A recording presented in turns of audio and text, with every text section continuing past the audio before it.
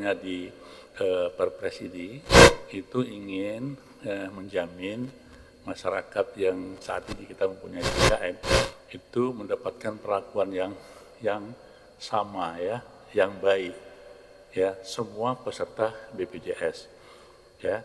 Nah, makanya dikeluarkan KRIS, salah satunya adalah mengatur sarana prasarana untuk ruang rawat inap yang disebut dengan kelas rawat inap standar ya.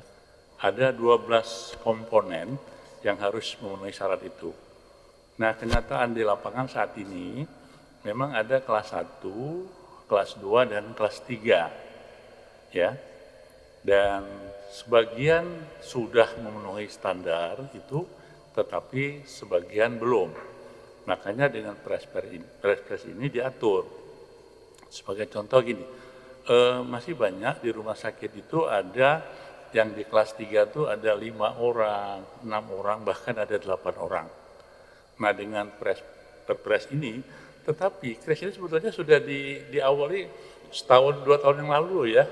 Bahkan ada SK Dirjen yang mengatur umpamanya rawat inap itu maksimal hanya boleh 4 tempat tidur dengan memenuhi 12 komponen tadi.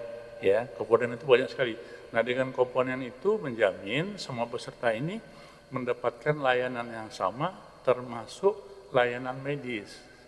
Jadi saya ulangi, layanan medis maupun layanan non medis, semua peserta CKN ini mendapatkan yang sama. Begitu ya. Nah, tentu saja, nanti kalau mau iuran mungkin silakan dijawab oleh itu. Nah, dengan diumumkan, sebenarnya sudah lama ya kita umumkan bayi ini, dan semua rumah sakit berproses dan memang harusnya menyiapkan, karena ini kan tujuan bangsa negara kita untuk rakyat kita ya, dan sebagian sudah berproses. Ini saya sampaikan data ya. Ini di kita itu ada 3.176 rumah sakit ya secara nasional ya, yang akan diimplementasikan masuk KRIS itu adalah 3.060. Ya, sedangkan targetnya 30 April ini adalah 2.858. Nah, kemudian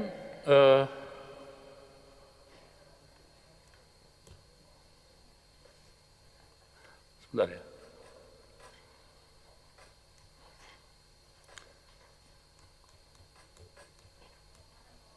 Oh ini. Sebentar.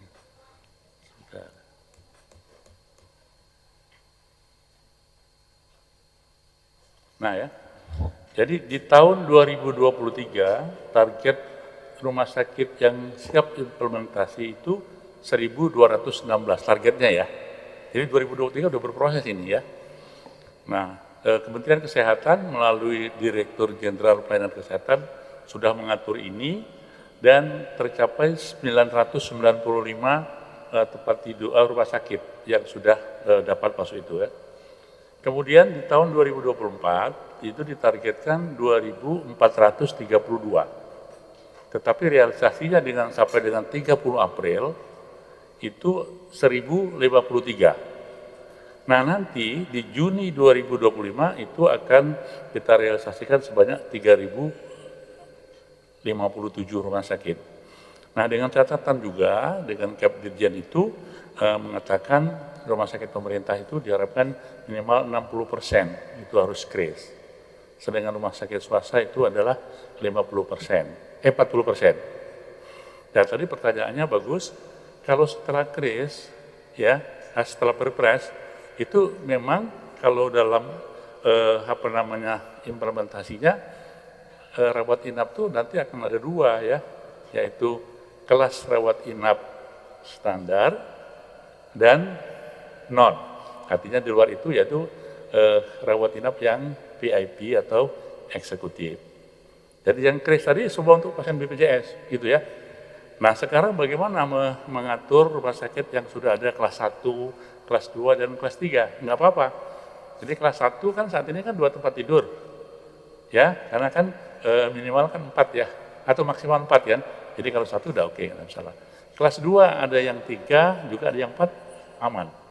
Nah, yang kelas 3 ini yang tadinya ada 5, 6, 7 diharapkan maksimal hanya 4. Nah, kenapa hanya 4? Tadi ya, menjamin mutu, menjamin keselamatan, macam-macam. Sehingga masyarakat kita merasa nyaman gitu. Nah, memang beberapa masalah di lapangan terkendala. Ini perlu dukungan, ya saya kira itu memang untuk rumah sakit pemerintah, terutama Kementerian Kesehatan, ya mengatur sendiri karena dia BLU, rumah sakit RSUD saya kira juga begitu, pemerintah daerah, saya kira siapa lagi yang mendukung kalau bukan dari pemerintah daerah. Rumah sakit TNI Polri juga harus begitu. Jadi kita semua rumah sakit harus mengarah ke sana. Nah untuk rumah sakit swasta, ya tadi 40% ya.